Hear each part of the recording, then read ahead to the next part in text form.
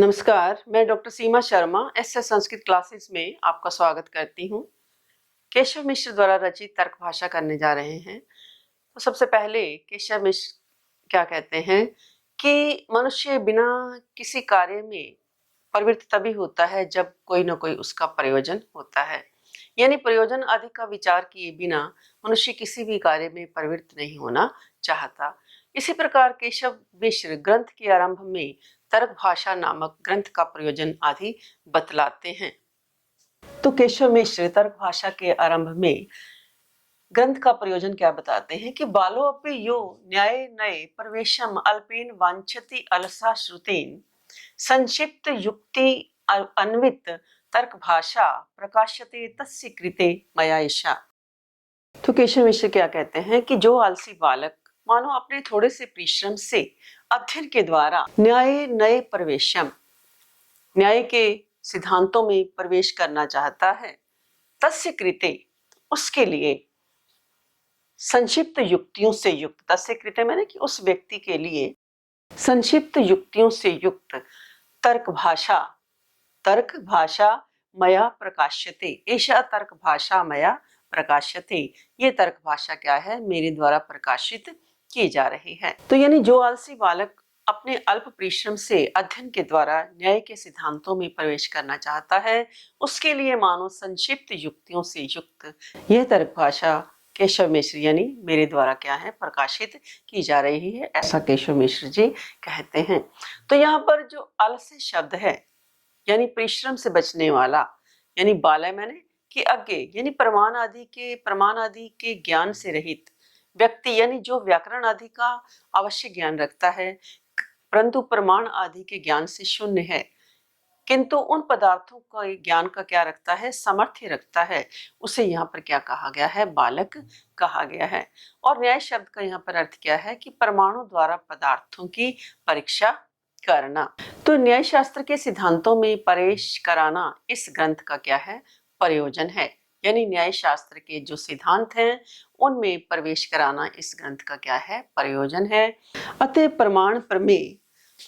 प्रमाण प्रमेय संशय प्रयोजन दृष्टांत सिद्धांत अवयव तर्क निर्णय वाद चल वितंडा हेत्वाभास छल जाति निग्रह स्थाना नाम तत्व ज्ञानात् निश्रेयस अधिगमः।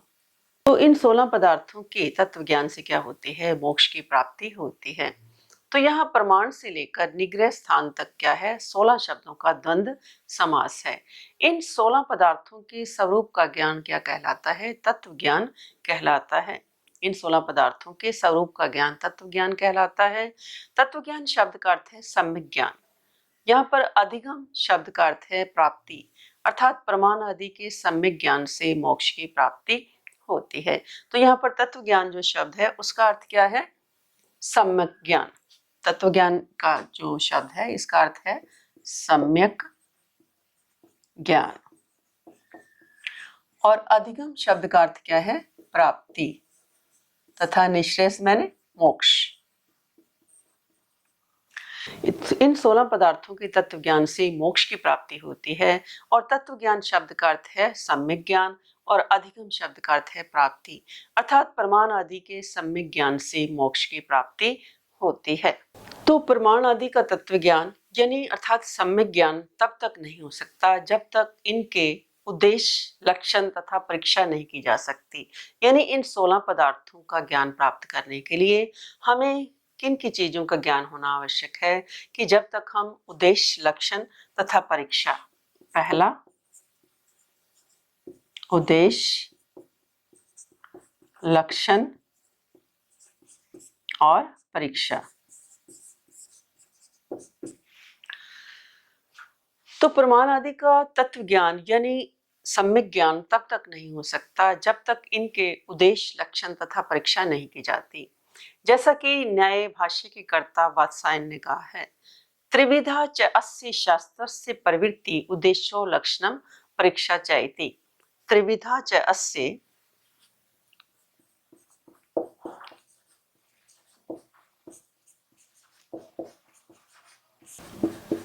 शास्त्रस्य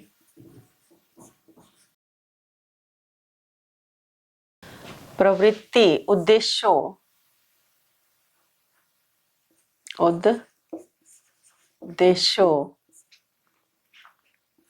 लक्षणम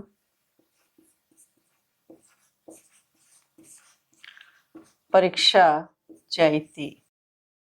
न्याय भाष्य के कर्ता बत्साय ने क्या कहा है? त्रिविधा चास्य शास्त्रस्य प्रवृत्ति उद्देश्यो लक्षणम परीक्षा चैति। यानी शास्त्रों में पदार्थों का सुव्यवस्थित रूप से प्रतिपादन अनिवार्य होता है। इस प्रतिपादन क्रिया के 3 अंग होते हैं। कौन कौन से? उद्देश्य, लक्षण और परीक्षा। 3 अंग होते हैं, उद्देश्य, लक्षण और परीक्षा। तो नाम मात्र से पदार्थ का कथन क्या है? उद्देश्य है। यदि पदार्थों का उद्देश्य ही ना किया जाए तो लक्षण किसका किया जाएगा? अतः पदार्थों को सुव्यवस्थित करने के लिए उनका नाम लेकर बताया जाना परम आवश्यक है।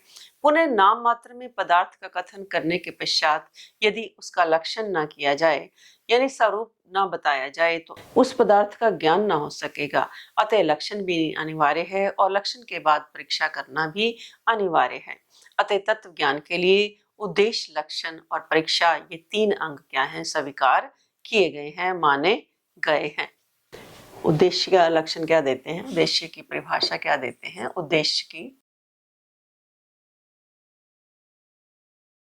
उद्देश्यस्तु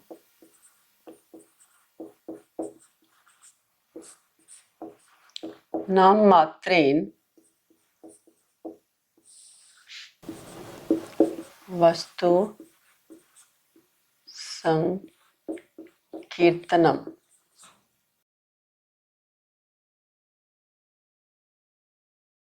यानी नाम मात्र से पदार्थ का कथन उद्देश्य है। अगला हमारा है लक्षण। असाधारण धर्म वचनम लक्षणम। तो लक्षण है असाधारण धर्म वचनम लक्षणम। असाधारण धर्मम वचनम लक्षणम। असाधारण धर्म का कथन लक्षण है। तो इसका उदाहरण क्या देते हैं? यथा गो शासनादि मत्वम।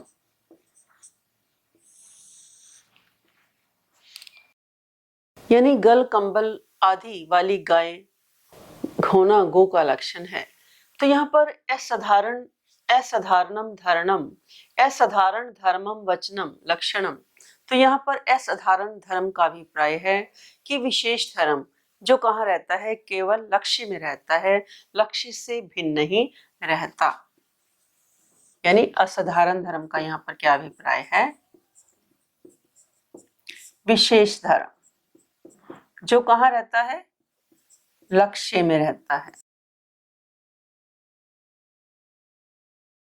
लक्ष्य से भिन्न कहीं बाहर नहीं रहता। तो असाधारण धर्म की 3 विशेषताएं बन जाती हैं कि पहला, ये लक्ष्य में रहता है। पहला क्या रहता है? लक्ष्य में रहता है। दूसरा, सभी लक्ष्यों में रहता है। और तीसरा, लक्ष्य से बाहर नहीं रहता। लक्ष्य से बाहर नहीं रहता। तो यानी असाधारण धर्म की 3 विशेषताएं हैं कि पहला, ये लक्ष्य में रहता है, सभी लक्ष्यों में रहता है और लक्ष्य से बाहर नहीं रहता। इसी आधार पर असंभव, अव्याप्ति और अतिव्याप्ति, इन दोषों से रहित जो धर्म है वो क्या कहलाता है? लक्षण कहलाता है। गो का शासनादिमान होना, गो का जो असाधारण धर्म है, ये क्या है? तीनों दोषों से रहित है। क्योंकि यहाँ पर गो क्या है? लक्ष्य है और उसमें शासना यानी गल कंबल होता है। तो यहाँ पर क्या है कि असंभव दोष भी नहीं है और गल कंबल सभी गायों में रहता है, यानी सभी लक्ष्यों में रहता है कि सभी गायों में रहता है। ऐसा नहीं है कि किसी में नहीं, किसी में रहता है किसी में नहीं। अतः यहाँ पर क्या है कि अव्याप्ति दोष भी नहीं है, तथा लक्ष्य से बाहर नहीं रहता, तथा गाय से भिन्न जो भैंस आदि प्राणी हैं उनमें गल कंबल नहीं होता। अतः यह धर्म क्या है, अलक्ष्य में नहीं रहता, यानी लक्ष्य से बाहर नहीं जाता।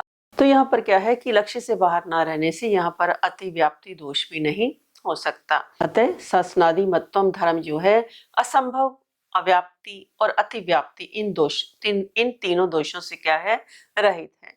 क्योंकि गो का क्या है, यह है असाधारण धर्म है तथा गो का लक्षण है। यानी ये क्या है, लक्ष्य है, गो लक्ष्य है और ये हमारा क्या है, लक्षण है।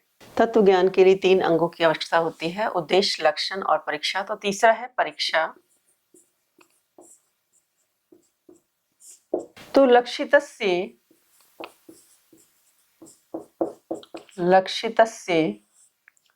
लक्षणम उपपद्यते न वेति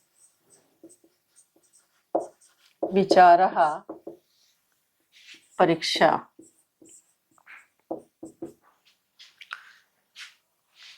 लक्षितस्य लक्षणम उपपद्यते न वेति विचारः परीक्षा। यानी जिसका लक्षण किया गया है उसका वह लक्षण ठीक है या नहीं, इस प्रकार विचार करना क्या है, परीक्षा कहलाता है। यानी जिसका लक्षण किया गया है वो क्या है, लक्षित कहलाता है। और परीक्षा में यह विचार करना होता है कि अपना किया हुआ लक्षण लक्षित वस्तु में भली भांति घटित होता है या नहीं। यथा हमने क्या कहा कि शासनादिमान होना गो का लक्षण है। शासनादिमान होना गो का क्या है, लक्षण है। जैसे हमने क्या कहा कि शासनादिमान होना गो का लक्षण है। अतः इन तीनों के द्वारा किसी पदार्थ का विशद विवेचन किया जाता है। यानी कौन कौन से, कि तत्व ज्ञान के लिए हमें उद्देश्य, लक्षण और परीक्षा, इन तीनों के द्वारा क्या है कि किसी भी पदार्थ का क्या है, एक विशद विवेचन किया जा सकता है। तो आज के लिए इतना ही। धन्यवाद। जय हिंद, जय भारत।